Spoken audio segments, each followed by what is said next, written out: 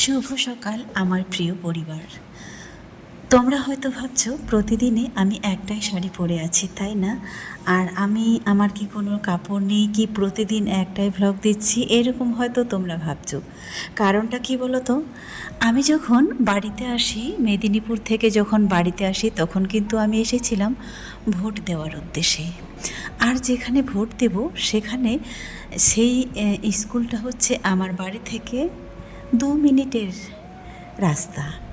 তো আমি কাপড় এনেছিলাম, সত্যি বলতে কাপড় আনিনি, যেটা পরে এসেছিলাম সেটাই, সঙ্গে আর একটা দুটো কাপড় নিয়ে এসেছিলাম। কারণ আমি এসেছিলাম শুধু 2 দিনের জন্য কিংবা 3 দিনের জন্য। ভোট দেওয়া হলে তারপরের দিন থাকবো, তারপরের দিনে চলে যাব বৃহস্পতিবারে, এরকম একটা উদ্দেশ্য ছিল।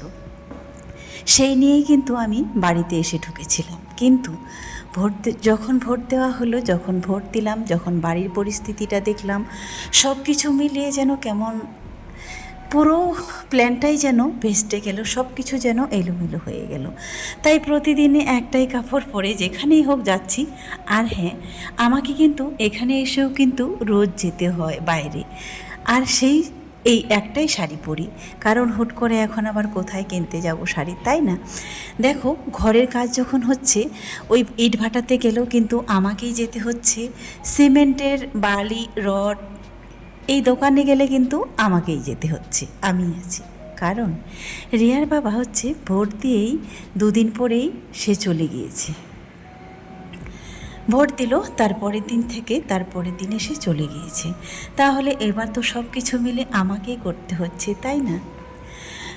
তো এবার হয়তো চাল ডাল একটা, দেখো গত 8 বছর পরের একটা বাড়িতে যখন এসে ঢুকি, তো তখন কিন্তু ওই বাড়িতে কিছুই থাকে না। 1 বস্তা চাল কিনবো, সেই আমাকে যেতে হবে। আর এই খোলাটায় আমাকে প্রতিদিন আসতে হবে, এটাকে আমরা খোলা বলি। এখানে কেন এবার প্রতিদিন আসতে হবে বলো? পুরো বাড়িটা ছাড় দিয়ে যখন নোংরা ফেলতে আসি, এই জায়গাটায় আসতে হবে। এটা হচ্ছে বিশাল বড় জায়গা। আমার ফোনে হয়তো অতটা দেখা যাচ্ছে না। রিয়ার বাবারে যেহেতু 5 ভাই, 5টা বাড়ি পরপর সাজানো আছে। তারপরে এই জায়গাটাতে আমরা ওই যে বলি অঘ্রাণ মাসে ধান টান এনে এখানে পালা দিয়ে রাখা হয়, ধান ঝাড়া হয়। এখন তো আর যাই হোক, ধান তো মাঠেই হয়ে যায় এই জ্যৈষ্ঠ মাসে। আর আমাদের দিকে এই আমার এলাকাটায় পুরো উত্তর দিনাজপুরটাই বলো না কেন, ধান খুব কম লাগানো হয়। এখানে বেশি ভুট্টা চাষটাই বেশি হয়। কারণ ধান হয় যেগুলো খালে বিলে আছে সেগুলোতে, উঁচু জায়গাগুলোতে এই তো লঙ্কা।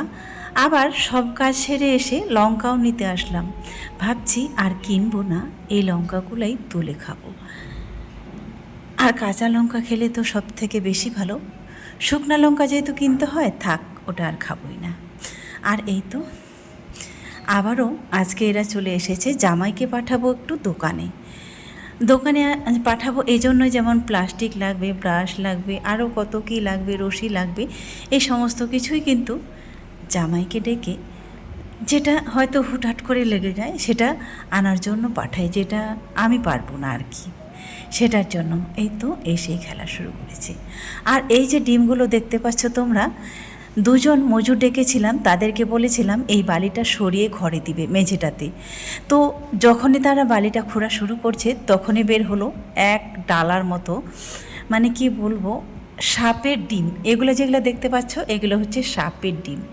সত্যি দেখতে অবাক লাগছে। আমি তখন রান্না করছিলাম, আর এই যে ভাইটাকে কাজের জন্য নেওয়া হয়েছে, সে বলছে ভাবি একটু এদিকে আসো আর একটা কিছু নিয়ে আসো।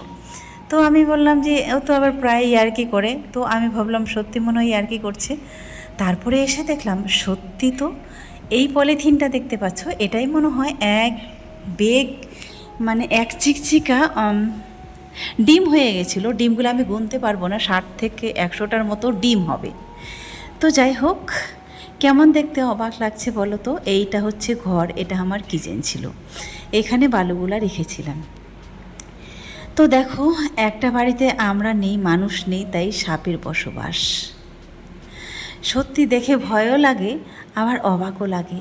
বাড়িতে মানুষ না থাকলে সেই বাড়িটা কিন্তু আর বাড়ি থাকে না। আর এই ভাইটাও কিন্তু ভয় পাচ্ছে, সে হাত দিয়ে ডিমগুলো ধরলো না, আর সে হাতে একটা চিকচিকা দিয়ে ধরলো, আবার সাহসও করছে, আবার ভয়ও পাচ্ছে। ডিমগুলো এত বড়, আমার তো দেখে বিশ্বাসই হচ্ছিল না যে এগুলো সাপের ডিম। বারবার মনে হচ্ছিল যেন দেখতে মুরগির ডিমের মতো, তবে সাইজটা একটু লম্বা। আর মুরগির ডিমটা একটু লালচে হয়, আর এটা একটু সাদা টাইপের।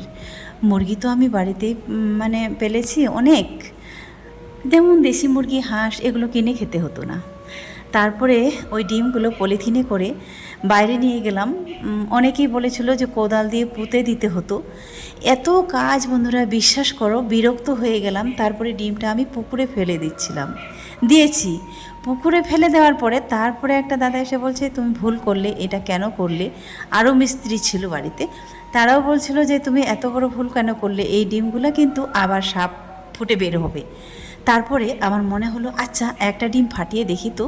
সত্যি বিশ্বাস করো, ডিমটা যখন ফাটিয়ে দেখলাম তো একদম ফট করে একটা সাপের বাচ্চা বেরিয়ে গেল। এত লম্বা ডিমটা, এত ছোট, তারপরে কিন্তু সাপের বাচ্চাটা অনেক বড় বের হলো ডিমের ভেতর থেকে। তো যাই হোক, সাপের যে ডিমগুলো ছিল সেগুলো ছিল গুই সাপের ডিম।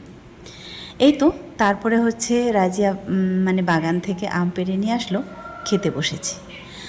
আর আমি হচ্ছে রিয়া হচ্ছে আমার ভাসুরকে দিয়েছিল শাক কিনতে, যেহেতু এই মারা শাক, তিতা শাক, মিঠা শাক, এই বিভিন্ন রকমের শাক কিন্তু মেদিনীপুরে অন্তত পাওয়া যায় না।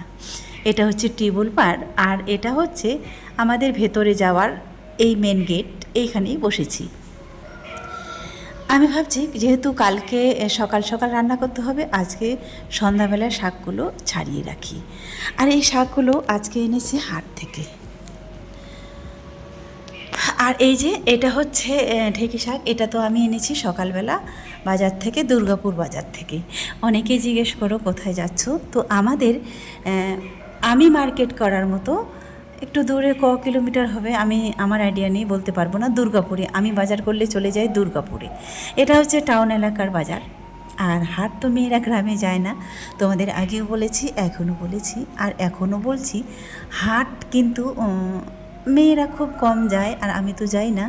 তারপরেও যখন রিয়ার বাবার সঙ্গে রায়গঞ্জে যাই কিংবা কোথাও যাই, তাহলে কি করে, আমাকে হয়তো কোথাও রাস্তায় দাঁড় করে রেখেছে, বললো যে একটু দাঁড়াও আমি বাজারটা করে নিয়ে আসি, এইরকম হয় আর কি। আর তাছাড়া আমি যখন বাজার করি তখন চলে যাই দুর্গাপুরে। এই কই মাছগুলো আগের থেকেই ছিল, আর এখান থেকে কয়েকটা তুলে নিব ভাবছি রান্না করার জন্য।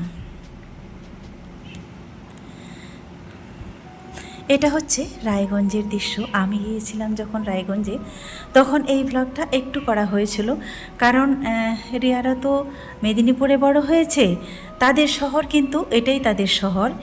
এই শহরটা কিন্তু ওদের না, ওরা বলে, আমাকে বলে, মা এটাই তোমার শহর, এটাই তোমার বাবার বাড়ি, এই মাত্র একটা ছোট্ট ট্রেন, তাও আবার সারাদিনে একটা ট্রেন দেখতে পেলাম কিনা সন্দেহ, একটাই পেলাম আজকে, তবে কোনোদিনও দেখতে পাইনি, আজকে একটা ট্রেন দেখলাম। আমরা জংশনের উপর দিয়ে পার হয়ে আসছিলাম, আর এই ট্রেনটার তখন সে ছবি তুলে। তো যাই হোক, রায়গঞ্জ ছোট্ট শহর তোমরা সবাই জানো, তবে হ্যাঁ, ট্রেন যাতায়াতের ব্যবস্থাটা ওখানে খুবই কম।